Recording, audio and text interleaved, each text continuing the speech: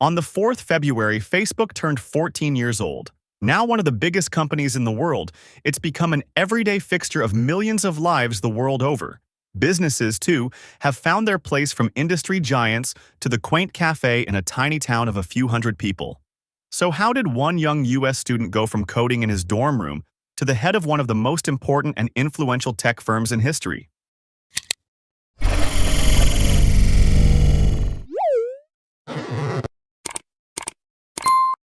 Mark Zuckerberg took the first steps of his path at an early age. Clearly understanding the importance of coding, Zuckerberg's father Edward taught him Atari basic computer programming. It didn't take long for his skills to become apparent. When he was 11, his parents hired a software developer named David Newman to tutor him. Newman to this day calls Zuckerberg a prodigy. Within a couple of years, Zuckerberg created an incredibly practical program, ZuckNet. His father ran a dentist's out of the house and wanted a simple way for the receptionist to contact him without shouting through their home. ZuckNet, which worked like an internal instant messaging system, did just that. While attending Phillips Exeter Academy, an elite boarding school, his drive to create did not abate. He attracted interest from AOL and Microsoft.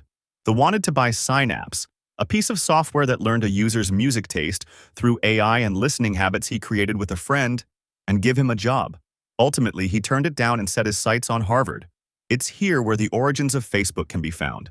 It's a decision he unlikely regrets now. Then in November, Zuckerberg took an important decision about his own life. Having taken the semester off from Harvard, he announced he was leaving entirely, returning briefly to hire some new employees. After significant investment and a growing membership, Zuckerberg was ready to fully dedicate himself to running his company as a CEO rather than a programmer. With the Zuck at the helm full-time, Facebook continued its expansion plans. In December, Australian and New Zealand universities were included, along with high schools from Mexico, the UK, and Ireland.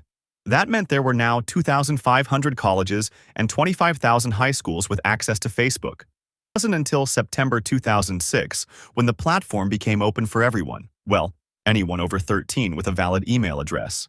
Facebook had now gone fully global. Also started to see the rate of membership growth. December 2006, 12 million. April 2007, 20 million. July 2007, 30 million. October 2007, 50 million.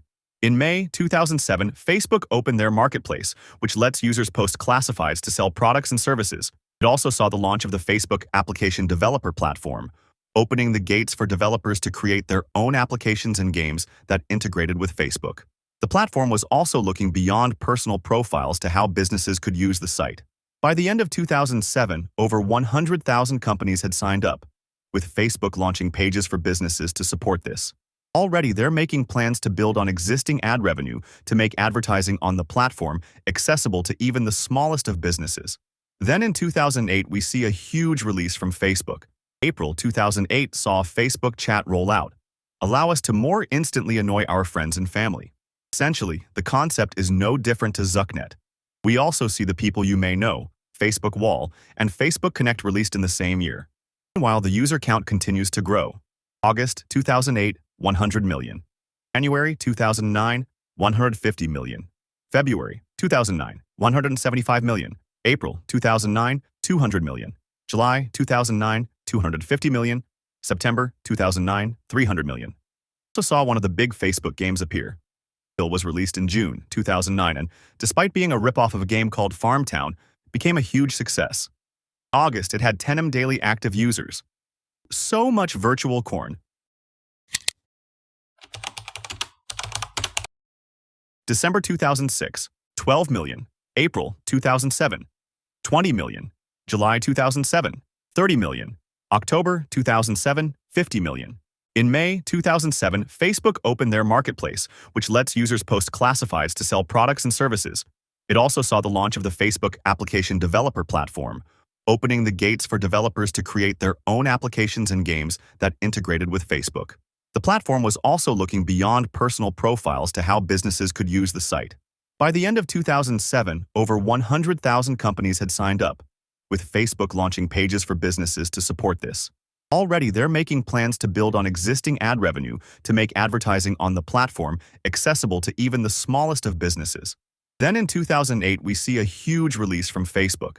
April 2008 saw Facebook chat roll out. Allow us to more instantly annoy our friends and family. Essentially, the concept is no different to Zucknet. We also see the people you may know, Facebook Wall, and Facebook Connect released in the same year. Meanwhile, the user count continues to grow. August 2008, 100 million. January 2009, 150 million. February 2009, 175 million. April 2009, 200 million. July 2009, 250 million.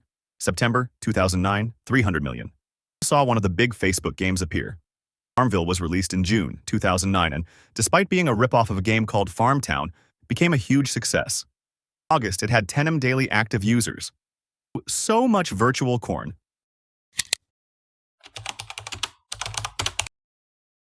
Now we reach 2012, which is probably one of the most important years in Facebook's admittedly short history. In April, we see Facebook make a major acquisition, Instagram. Spending $1 billion, we get an idea of the kind of resources the platform now has at its disposal. This was just a month before the year's big event, the IPO. Come May, and Zuckerberg was finally ready to take Facebook public. The company was valued at $104 billion, $38 a share. Congrats Narendra and the Winklevoss twins. When all was said and done, the IPO raised a huge $161 million, but there was trouble ahead. The IPO was dogged with accusations of improper behavior by underwriters and technical issues, while Facebook lost a quarter of its stock value in the process, all by the end of the same month. The IPO was declared a fiasco by the Wall Street Journal. By June 6th, investors had collectively lost $40 billion. Over 40 lawsuits relating to the IPO were then filed. It was suggested that the underwriters, Morgan Stanley, JP Morgan, and Goldman Sachs, maybe have acted inappropriately. There were reports they secretly cut revenue estimates mid-IPO. While there have been accusations, information was fed to the underwriters from Facebook that led them to cash out. On top of that, there were problems with trading glitches and botched orders, with Facebook also being accused of running their IPO like a pump-and-dump scheme. Overall, not the smoothest of IPOs. But of course, Facebook carried on nonetheless. By October, the platform saw its 1 billionth registered user. In 2013, a year on from the IPO and despite all the troubles it brought, Facebook joined the Fortune 500 at number 462. There was now no doubting the company was a major institution, especially as its global reach increased. But now its popularity caused problems, and platform open to everyone is on the surface a wonderful idea. Unfortunately, everyone involves a lot of awful people who like nothing more than using the internet to be awful people to as large an audience as possible. Facebook had gained a major abuse and hate speech problem and seemed ill-equipped to deal with it. Campaigning from groups like the Everyday Sexism Project and wider complaints from the user base led to Facebook to take action. In a blog post, they admitted their moderation efforts had failed to work as effectively as they'd liked. To try and tackle the issue, they announced a number of changes. Review and update of the guidelines used to evaluate reports of hate speech, update the training for teams responsible for these evaluations, increase accountability for creators of cruel and insensitive content, meaning they must reveal their true identity, increase communication with groups already working against hate speech. As we'll see, this was not enough to stamp out the problem.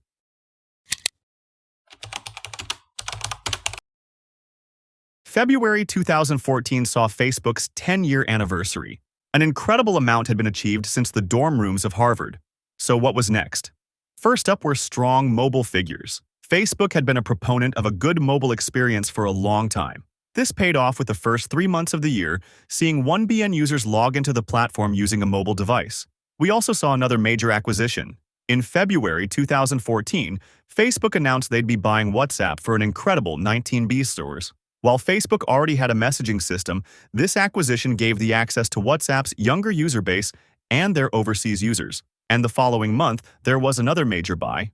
This time, the virtual reality company, Oculus VR.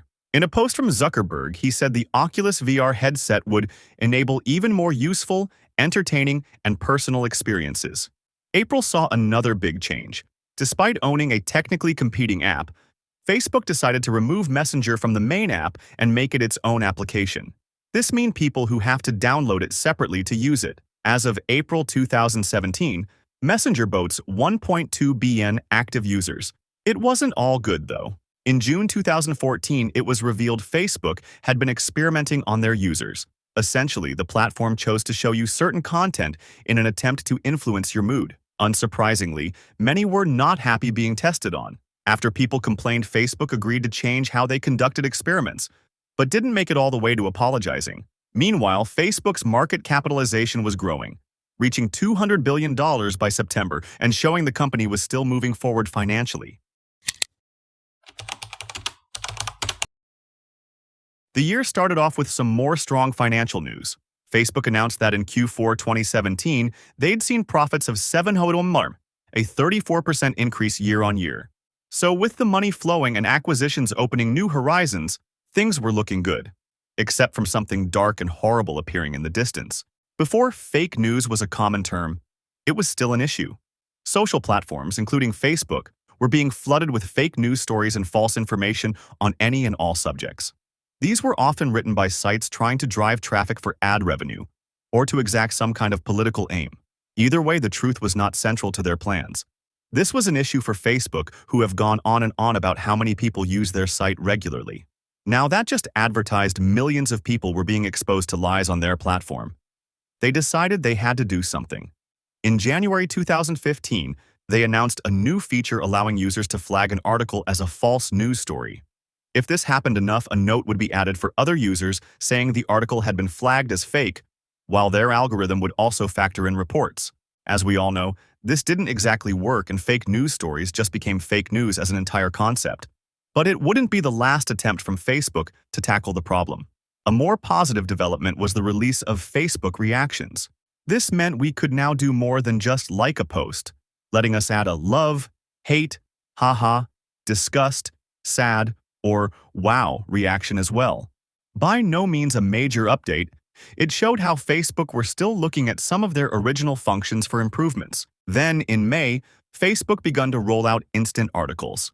These meant publishers could set up versions of their articles that would be hosted directly by Facebook. Loading speeds would be cut dramatically, while the publishers could get revenue through advertising. July also saw an interesting statistic released. Half of the world's internet users used Facebook. This was after the platform released stats from the 3 months ending in June. That site was used by 1.49 billion people. In the same month, a study from the Pew Research Center highlighted why fake news on Facebook was so important. It was found 63% of Americans on the site, and on Twitter incidentally, got their news from the platform. This made Facebook ripe for the sowing and dissemination of disinformation. There were a few other notable releases in 2015, including video calling in Messenger, the release of Facebook Live to verified public figures, and 360 video.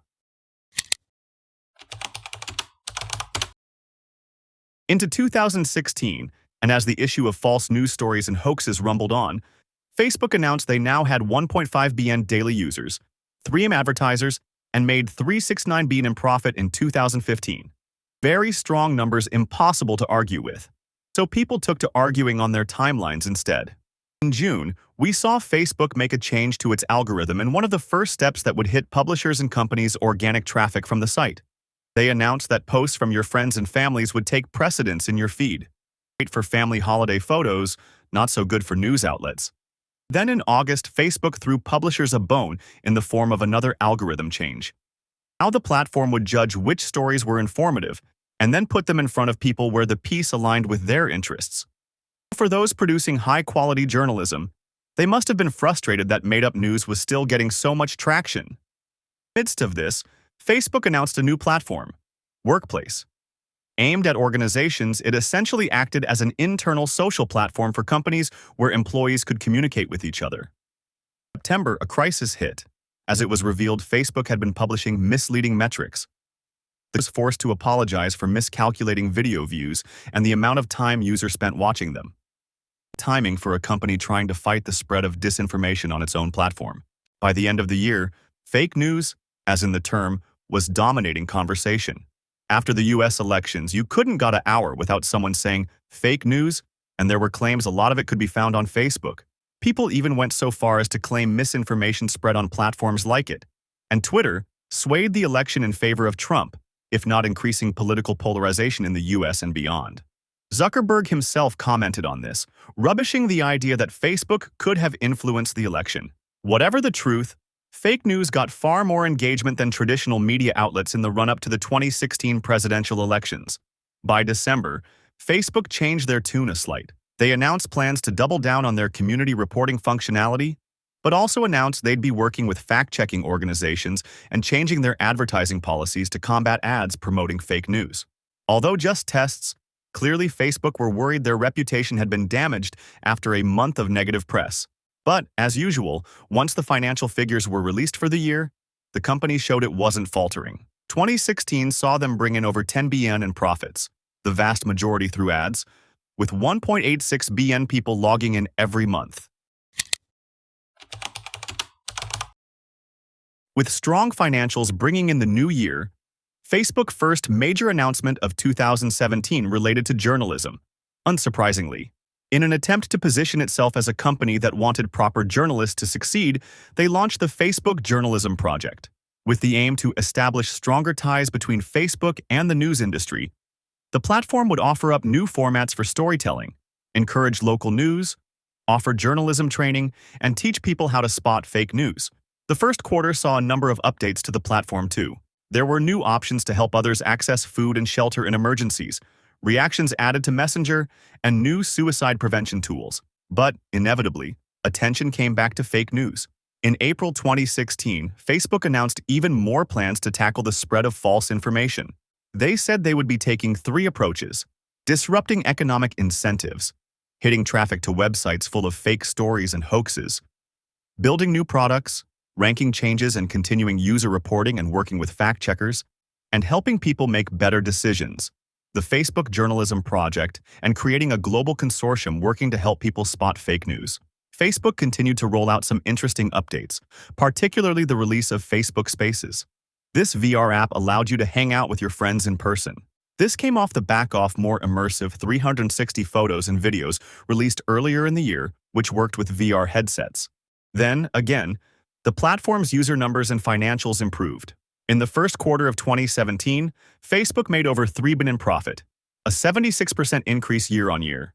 Then in June, the company announced they'd reached 2 billion members, a staggering number. Over the next few months, other updates were rolled out. Facebook continued making tweaks to try and combat fake news and video clickbait. The news feed saw some slight design changes, and they improved their clicks and impressions reporting. And then Facebook went to Congress.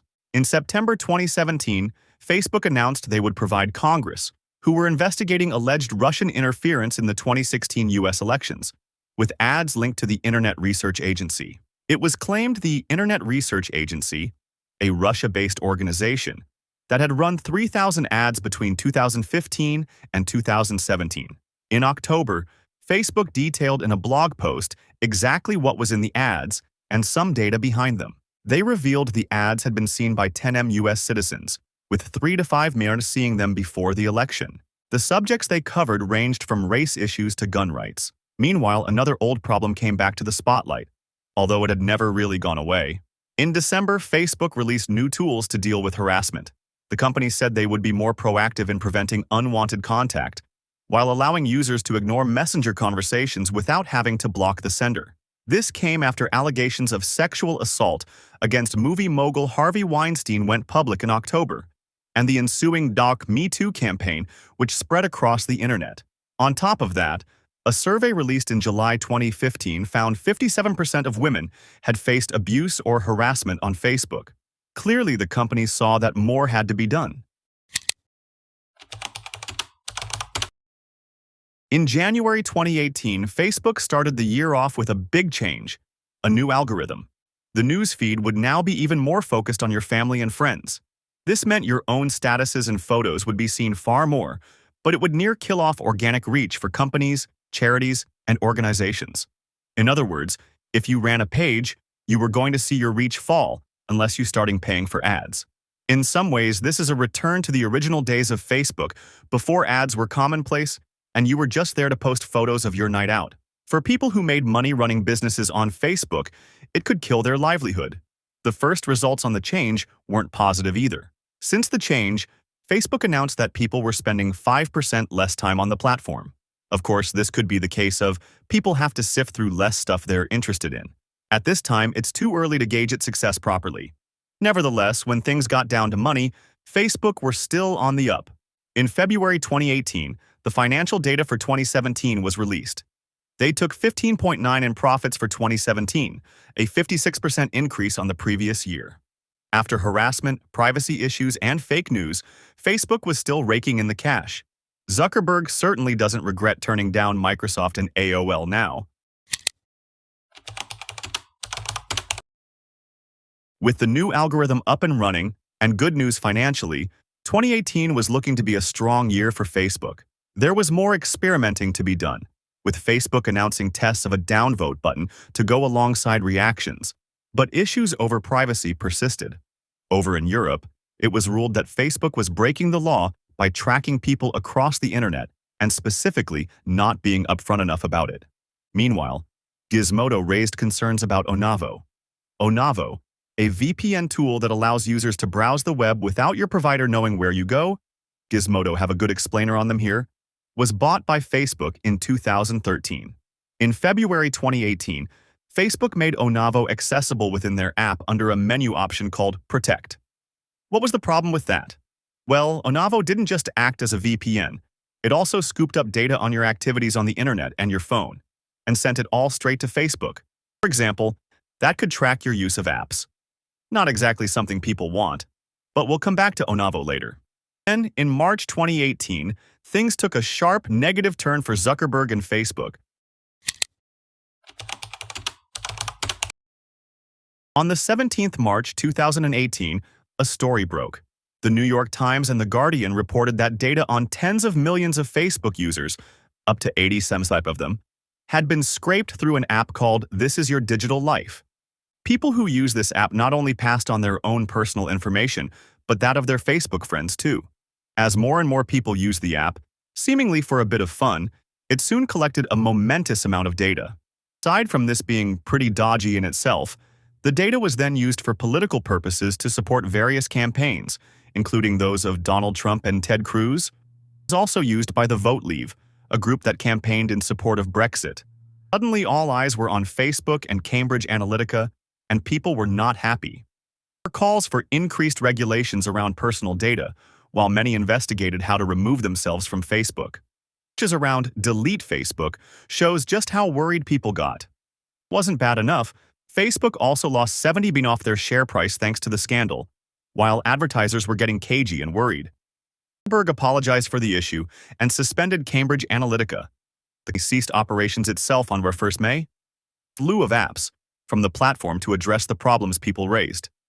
It rumbled on, eventually leading to Zuckerberg testifying in front of Congress and a $663,000 fine from the Information Commissioner's Office in the UK, while Facebook tried to reassure users and advertisers. People were left with a bad taste in their mouth, while it added to many people's concerns around data. Things over Facebook with the whole saga seen as turning point around social media platforms and their access to our informations.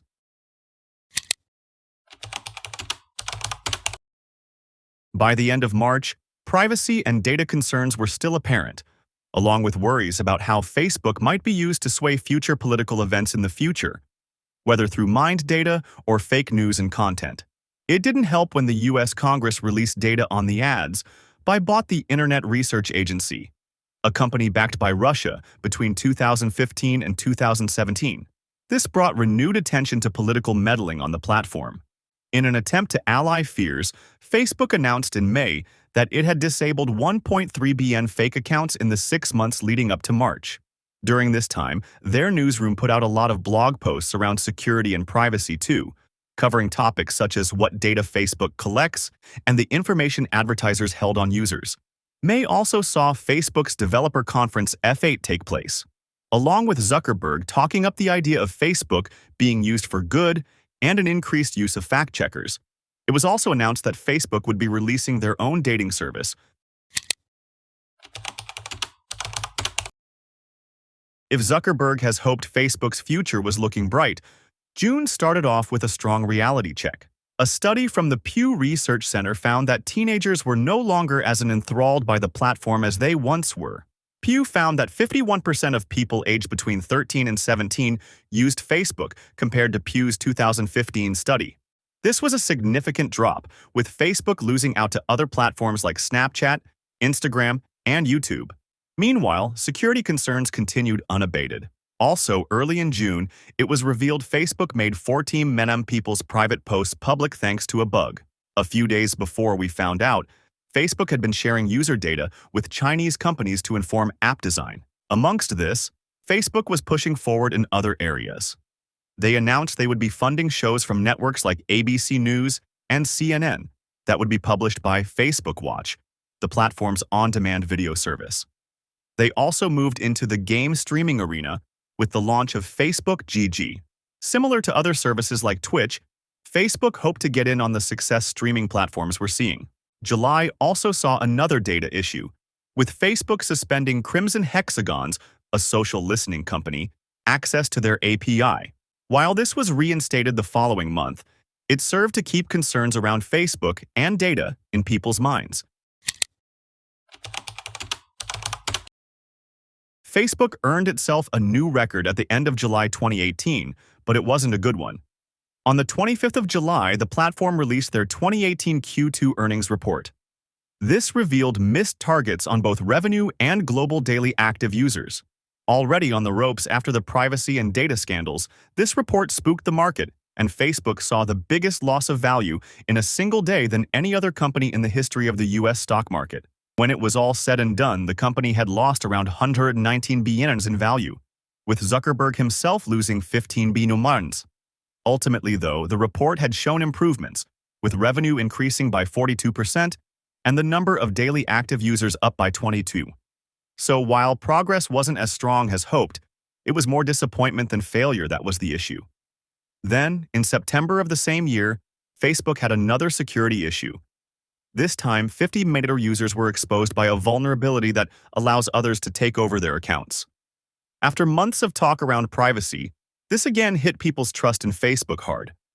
In October 2018, Facebook launched Portal and Portal Plus, video devices designed for home use with Amazon's Alexa built in. The devices allowed hands-free video calls tracking the caller's movements. However, privacy concerns arose due to Facebook's recent security issues, and users were uneasy about a camera in their homes. Facebook assured users that privacy was a priority and claimed calls weren't recorded, but the lack of end-to-end encryption raised questions.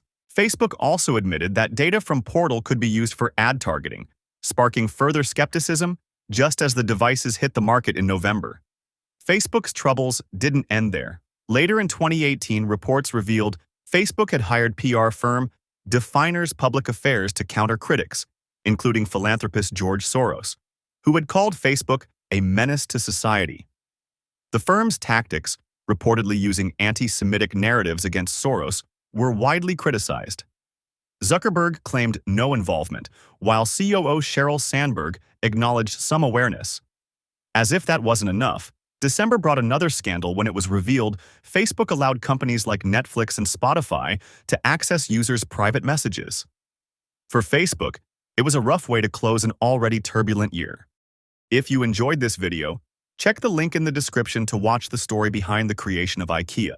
Also, if there's a company or business you'd like to see a video about, let us know in the comments.